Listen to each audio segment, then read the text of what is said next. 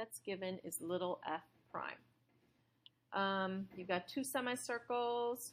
You've got horizontal tangents at 2 and 8, so I can see clearly you have horizontal tangent. There's a vertical tangent at x equals 4, so slope is undefined there.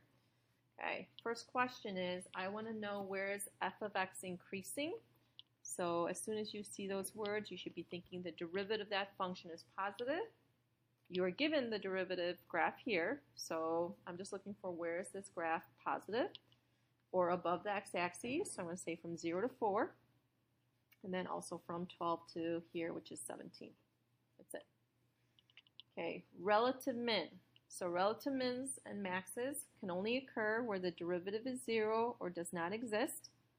So this is my f prime graph. The only place I see my zeros are at x equals 4 or x equals 12. But in order to have a relative minimum, you want to look for where the sign goes from negative to positive, so that would be at 12. Your justification would be because f prime was 0, and the sign of f prime changes from negative to positive.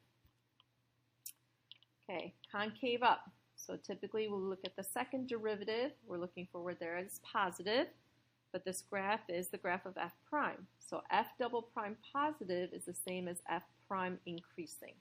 So this is what I'm looking for as your justification.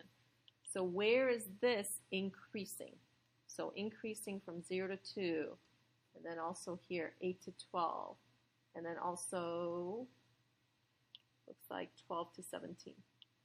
Okay, if you connect these into one piece, you can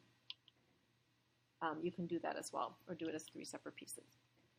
Okay, last one. This one's a tricky one.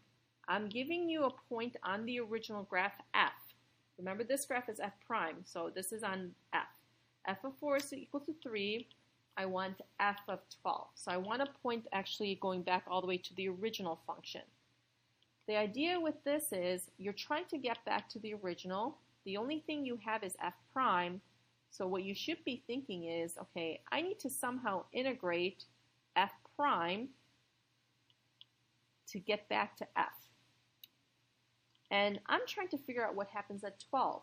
So 12 should be one of my bounds that I'm using. The only other x value that you have information about f is 4.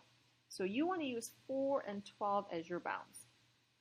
So this is what you're going to try to come up with. And then you're going to go ahead and set up an equation using the fundamental theorem. The idea is, okay, the antiderivative of f prime is f. Fundamental theorem says we take the antiderivative, plug in the upper bound, subtract off the antiderivative of the lower bound. This is the equation that we want to work with. This is what we're trying to figure out. This is given is 3.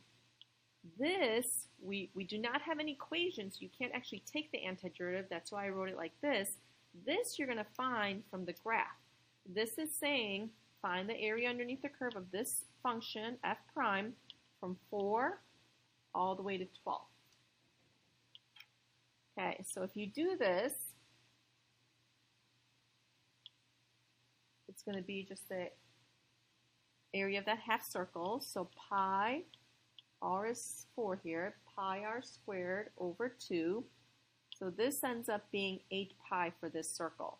But notice the graph is below the x-axis, so this piece right here, you want to go ahead and count it as negative 8 pi. Okay. I want to go ahead and figure out what this value is. We're going to go ahead and add that 3 over. So 3 minus 8 pi is really f of 12.